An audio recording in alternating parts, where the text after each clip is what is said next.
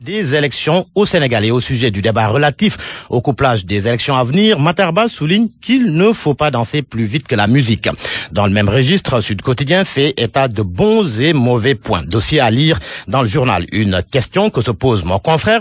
Est-ce un simple calcul politique ou une volonté de faire des économies pour l'État? Le journal souligne qu'en tous les cas, tout le monde s'accorde que les élections coûtent très cher au Sénégal. Sud Quotidien a par ailleurs recueilli les avis de Moussa Diaw, enseignant-chercheur en sciences politiques, et Ababacar Fall, expert électoral. Le professeur Moussa Diaw confie que le couplage des élections locales avec les législatives lui semble plus judicieux car permettant de respecter une certaine logique. Mais pour Ababacar Fall, le couplage n'est pas opportun et contribuerait à alourdir notre système électoral. Avis donc divergent. Même situation au sein de la majorité après la proposition de Aïssata Tall Sall. Le quotidien relève des désaccords. Bouna Mohamed Seck de l'AFP, par exemple, n'est pas en phase avec la patronne de Oser l'Avenir qui a théorisé la dissolution de l'Assemblée nationale. Car pour le chef de cabinet de Moustapha Niasse, Benno Bokk Yakaar a une majorité et il n'y a pas danger. Abdoulaye Wilane va plus loin et parle d'une idée saugrenue, anti-Macky, anti-Benno Bokk Yakaar. Sur un autre sujet, celui du chef de l'opposition, le porte-parole du Parti socialiste déclare dans le journal Le Quotidien qu'objectivement, c'est le PDS qui doit l'incarner. Le garde des Sceaux semble ne pas être du même avis. Ismaïla Madior Fall soutient dans Enquête que le chef de l'opposition devrait être Idrissa Seck. C'est dans un large entretien accordé à mon confrère. Entre autres sujets évoqués, le dialogue national, troisième mandat, vote ethnique. Le ministre de la Justice dit penser que la Constitution est claire et en principe c'est le deuxième et dernier mandat. Et à propos de l'agenda du dialogue,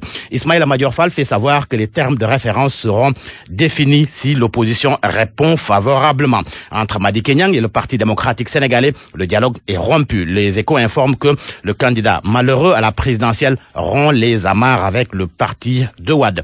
Madické dit avoir définitivement tourné le dos au PDS. Il a décidé, ajoute-t-il, de poursuivre sa propre voie.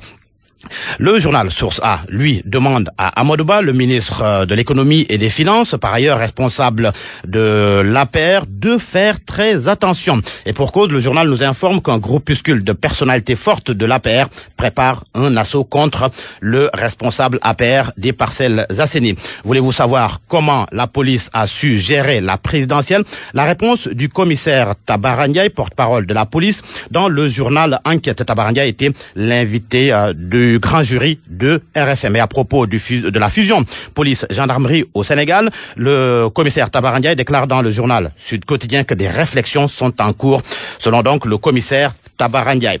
Trafic de drogue en Guinée-Bissau. Le sujet fait la une du journal Vox Populi, mais également de Rewmi Quotidien.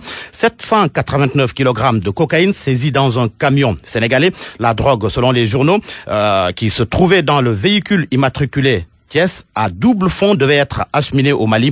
4 personnes arrêtées, un Sénégalais, 2 Nigérians et un Guinéen. Le cerveau en fuite. L'affaire en lien avec Al-Qaïda au Maghreb islamique, AQMI, souligne le journal Vox Populi. Et l'on parle sport avec le quotidien national Le Soleil qui met à sa une Sadio Mané qui jubile après un but. Sadio Mané au sommet de son art, auteur d'un doublé hier qui maintient son équipe dans la course au titre, souligne le quotidien national Le Soleil. Le journal Record, lui, parle de la CAN Égypte 2019 et des matchs de préparation. L'Angola et l'Algérie veulent croiser les lions. La Guinée équatoriale également serait intéressée selon Record. C'était la revue de presse de Georges Détier.